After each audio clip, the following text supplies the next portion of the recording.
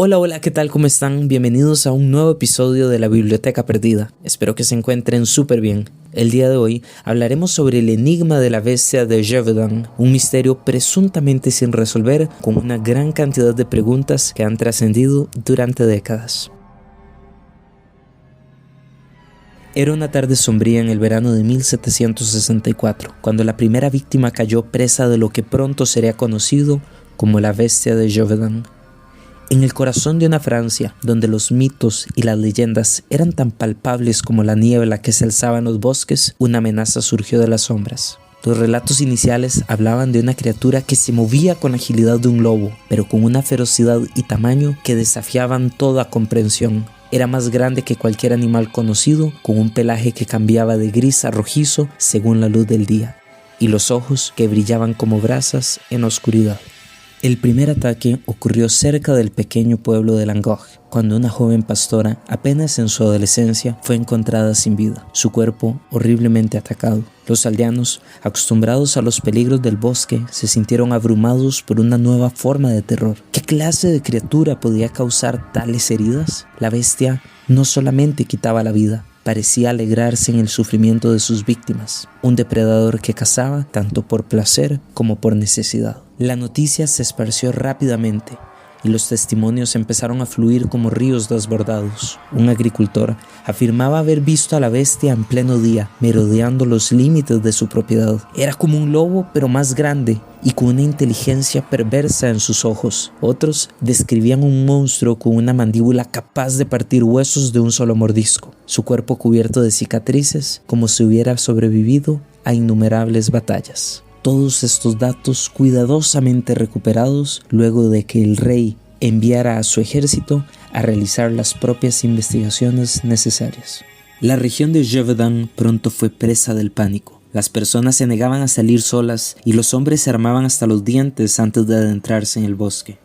Pero a pesar de la vigilancia constante, la bestia seguía atacando con una precisión aterradora. Se decía que aparecía de la nada, que se movía tan rápido como el viento y que conocía cada rincón de los bosques como si fuese su propio dominio. A medida que los ataques se intensificaban, el rey Luis XV, alarmado por las noticias que llegaban desde la región remota, decidió intervenir. Envió tropas y cazadores experimentados, liderados por Jean-Charles Marc, para cazar todos a aquella criatura. Pero la bestia parecía burlarse de todos los esfuerzos por atraparla. Las trampas se encontraban vacías, los rastros desaparecían y los cazadores regresaban con las manos vacías y el corazón lleno de temor. El invierno de 1765 trajo consigo la desesperación. Los habitantes de Gévaudan comenzaron a murmurar sobre maldiciones antiguas y criaturas sobrenaturales. Algunos decían que la bestia era un castigo divino, otros que era un lobo enviado desde el inframundo. Las teorías sobre su origen eran tan variadas como aterradoras. ¿Un híbrido entre un lobo y otro animal salvaje? ¿O quizás una criatura traída de tierras lejanas, escapada de una colección privada de bestias exóticas? Y entonces, en 1767, sucedió lo impensable. Jean Chatel, un cazador local conocido por su habilidad y valor, logró abatir a una gran criatura en el bosque de Montmouche. La criatura fue llevada al castillo local para ser examinada. Tenía el tamaño de un lobo, pero con proporciones desmesuradas, un pelaje extraño y una mandíbula que parecía no encajar con ningún animal conocido. La noticia de la captura se esparció rápidamente y aunque muchos celebraron, la duda persistía. Las preguntas iniciaron. ¿Podría haber más de una bestia? ¿O quizás la verdadera criatura que había sembrado el terror en los corazones de todos aún estaba ahí afuera? Quizás estaba esperando el momento adecuado para regresar. Como pudimos escuchar en el relato, es una historia realmente interesante que se desarrolla en un pequeño pueblo de Francia. Ahora vamos a iniciar con un análisis de personajes, temas y motivos, algunos momentos destacados, adaptaciones y algunas curiosidades o datos interesantes. Algo muy importante de aclarar por acá es que sí hay registros de este acontecimiento. La única y principal problemática es que no están las pruebas como tal de aquella criatura. Y ya vamos a explicar por qué no están estas pruebas y por qué traemos esta historia a la Biblioteca Perdida. porque ya se han escrito varios libros de esto y forma parte de un momento crucial, es histórico, es también cultural en Francia y en este pueblo como tal. Y también ha dado la vuelta al mundo con muchísimos temas, conspiraciones también, pero son temas que considero importantes de compartir. Diferentes personajes que también tuvieron un impacto significativo en el desarrollo de la historia. Por ejemplo, el rey Luis XV es quien envía a sus propias tropas a que acaben con esta bestia. Ya habían recaudado demasiada información, ya tenían demasiadas preguntas con algunas respuestas quizás, donde todas las personas concordaban en que existía una bestia que no era conocida, no era de la zona. Lo más interesante por acá es que habían muchas variaciones en pelaje, estructura, y esto es por un tema que también vamos a abordar, que es este terror global que se genera. Es conocido como miedo colectivo, que también vamos a hablar dentro de los temas y motivos. Centrándonos en los personajes, ya tenemos al rey Luis XV, quien se encarga de dar esta orden. Ahí es donde se encuentran las principales pruebas, porque antes de enviar esta orden se necesita recolectar información. Tenemos más personajes súper importantes. Jean-Charles Marc fue uno de los personajes principales. Él era uno de los comandantes de las tropas enviadas por el rey Luis XV. Y algo súper interesante, él es el que se encarga de obtener toda la información. Él trae expertos cazadores de bestias. En aquel entonces se encarga de movilizar recursos, no logra lamentablemente una solución definitiva durante este acontecimiento histórico, más sin embargo es el encargado de realizar todo el proceso de investigación. Él se encargaba de guiar, traer expertos, ayudar a las personas del pueblo, era el comandante como tal y tenía este deber ya impuesto por el rey. Entonces es un personaje muy interesante. Considero que a este tipo de historias se les tiene que hacer libros más detallados, ampliarlo a pesar de ser una historia que quizás puede ser parte de un desarrollo cultural.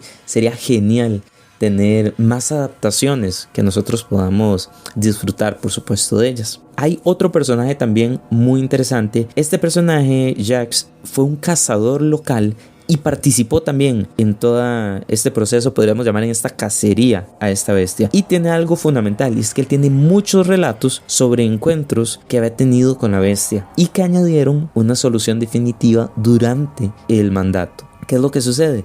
Él dice, tengo muchos relatos, tengo muchos encuentros, hay detalles cruciales, así es como está funcionando la situación en el pueblo. Tengo toda esta evidencia y ayuda a que el comandante Jean tenga todas las características necesarias para iniciar con este proceso de investigación. Por otra parte, los habitantes de Gévaudan dan muchísimos testimonios, pero acá hay un problema, y es que muchos de ellos se contradecían, ya sea con cómo observaban a la figura, el pelaje de la criatura, los ojos de la criatura, en qué lugares la vieron, la forma en la que se movía. Fallaron mucho con estas características y esto impidió que se lograra realizar la captura de aquel monstruo que estaba aterrorizando en aquel momento. Jean Chatel era muy conocido y es el que logra acabar con la criatura. Cuando toman la criatura se dan cuenta de que era prácticamente un híbrido de alguna especie que no era común en la zona. Algo que sí era común es que personas con mucho poder adquisitivo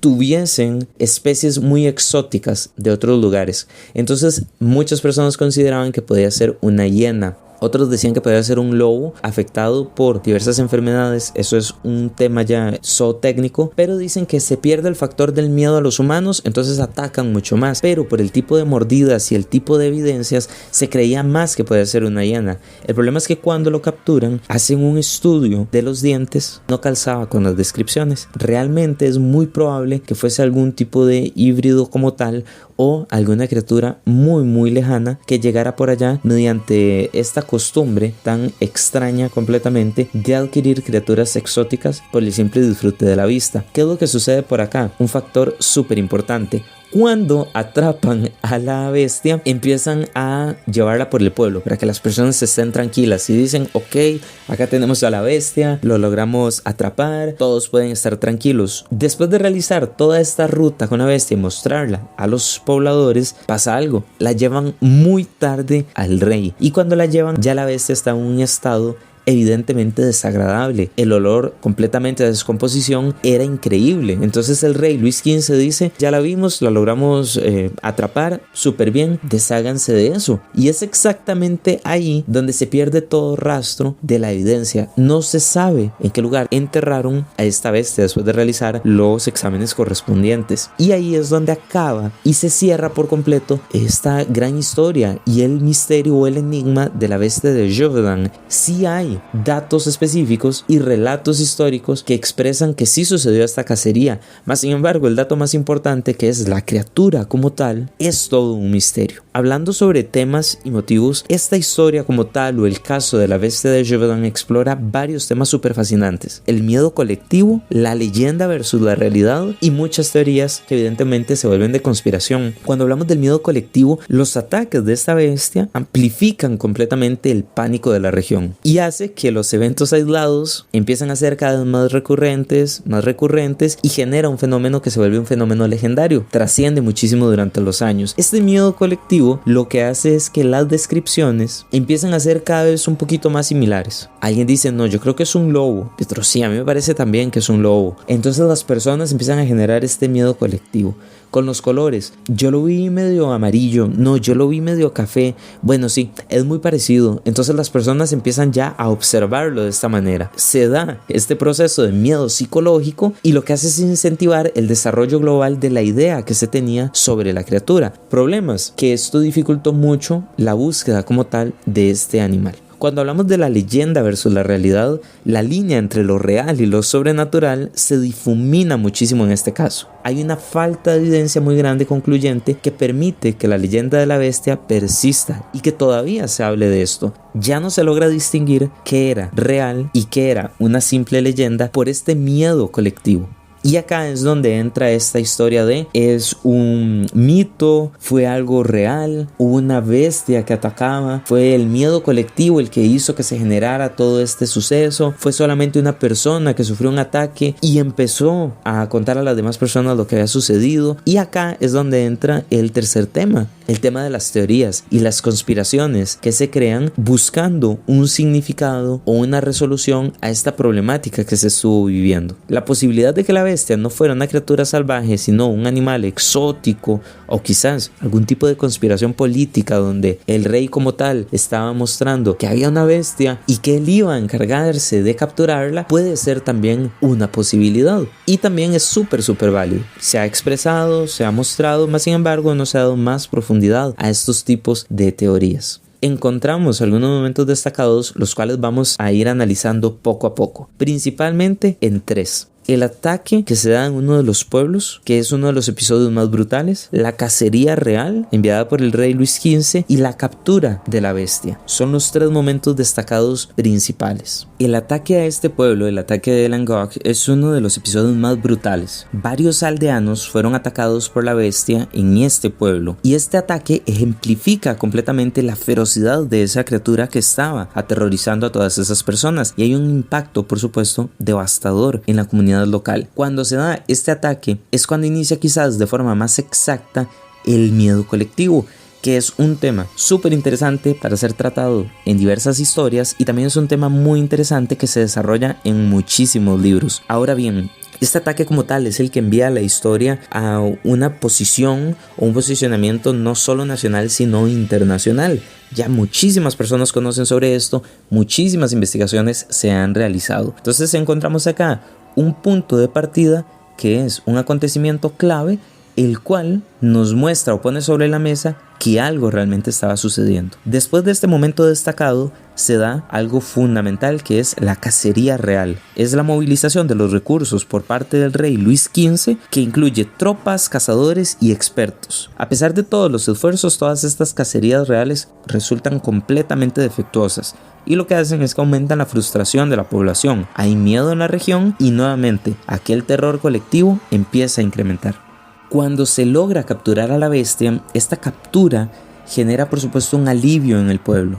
y es aquel cazador famoso que mencionábamos antes, Jin, quien se encarga de realizar todo este proceso. Pero sucede aquí algo importante, y es algo que en algunas fuentes se menciona, y es que se decía que los ataques no cesaron por completo. Habían algunos ataques que se seguían realizando, no con tanta frecuencia, pero las personas decían no, todavía hay una bestia o varias bestias en el bosque. Esto puede estar completamente relacionado al miedo colectivo generado por las personas que todavía no creían que ese acontecimiento había acabado. Con el tiempo disminuye completamente, por supuesto, o al menos eso es lo que se tenía bajo registro, pero observamos cómo las personas continuaban con ese terror, dudaban todavía de la caza que se había realizado y que este cazador quizás no había capturado a la bestia correcta a pesar de mostrarla y a pesar de que su estructura física coincidía muchísimo con los datos que se tenían recolectados. Ahora bien, teniendo estos tres temas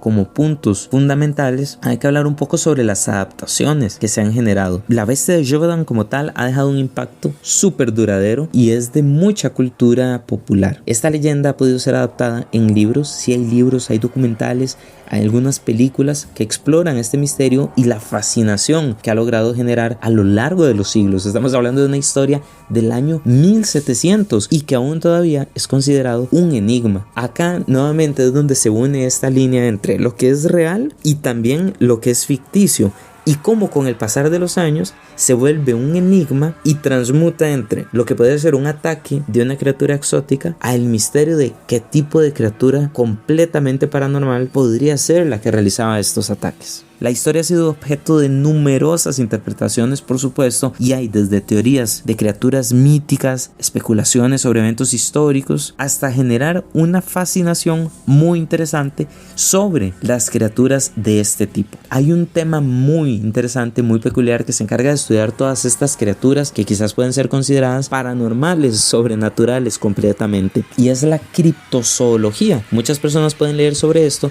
La criptozoología es la investigación de aquello oculto en criaturas extrañas como estas, en criaturas de las cuales no se tiene mucho registro, y ya vamos a pasar a hablar sobre esto.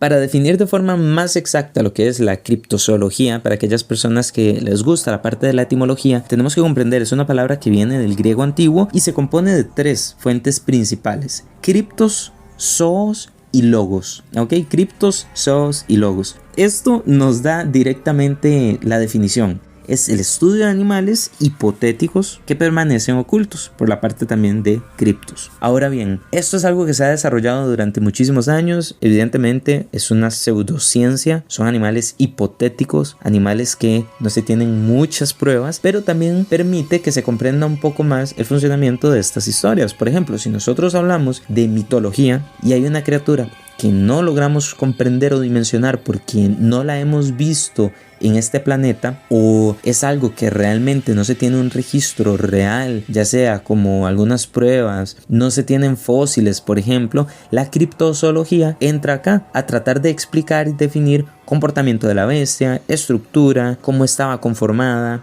y demás. Ahora bien, al ser el enigma de Gévaudan un tema tan interesante con una criatura que no se logró definir qué era, la criptozoología puede entrar por acá y empezar a tratar de explicar qué era lo que sucedía. Lo que pasa por acá es que al ser una pseudociencia, la historia real pasa a ser un poco más mito por la poca evidencia que se tiene de la criatura.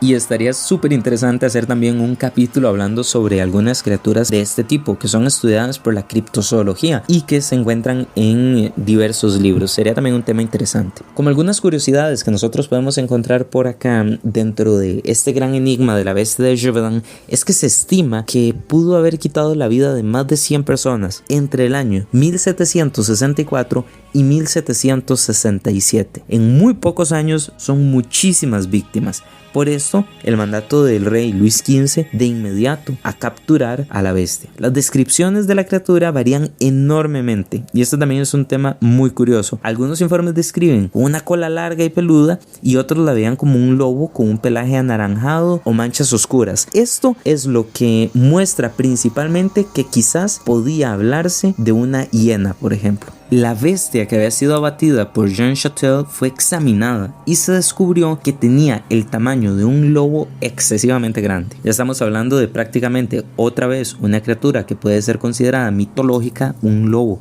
excesivamente grande, pero no se logró confirmar si era la misma que había causado aquellos ataques. Jean Chatel encontró a esta criatura en el bosque, se enfrenta, la aniquila, más sin embargo, evidentemente era una criatura gigantesca, o al menos eso es lo que se tenía en los registros y las bases que se utilizan para poder hablar de este gran enigma ahora, pero la concordancia de su estructura ósea y principalmente de sus dientes no era compatible con la de un lobo. Entonces ahí es donde empieza la discrepancia. Las personas empiezan a decir, ok, nosotros creemos que esta bestia definitivamente no era de este mundo, y empiezan todas las teorías nuevamente. Son algunos temas bastante interesantes y hoy tenemos alguna pregunta para ustedes. ¿Qué opinan de estos tipos de historias y cómo se puede hacer esta distinción entre lo real y lo ficticio cuando han pasado tantísimos años? Yo considero que, a pesar de los acontecimientos, respetar tanto a la historia como el impacto cultural que ellas tienen, por supuesto, y dejando de lado si generó esta cantidad de acontecimientos, tener la suficiente objetividad para poder apreciar el desarrollo cultural que genera, por supuesto. Todas estas historias son siempre bienvenidas en la Biblioteca Perdida. Pero ¿qué opinan ustedes? ¿Cómo podemos distinguir la realidad del mito cuando existe el miedo colectivo? La bestia de Gévaudan sigue siendo uno de los grandes enigmas, tanto de siglos anteriores como actuales. Con cada nuevo descubrimiento y teoría, el misterio se profundiza todavía más, deja a todos con más preguntas, menos respuestas, por supuesto, y genera que nosotros tengamos la oportunidad de hablar de estos temas tan interesantes que perduran durante la historia, que son recaudados, recolectados y colocados en diversas bibliotecas y forman parte ahora de un capítulo de la Biblioteca Perdida. Gracias por acompañarnos en esta exploración de lo desconocido. No olviden suscribirse, dejar un comentario, compartir este episodio si les agradó y por supuesto nos vemos en el próximo episodio de la Biblioteca Perdida. Chao.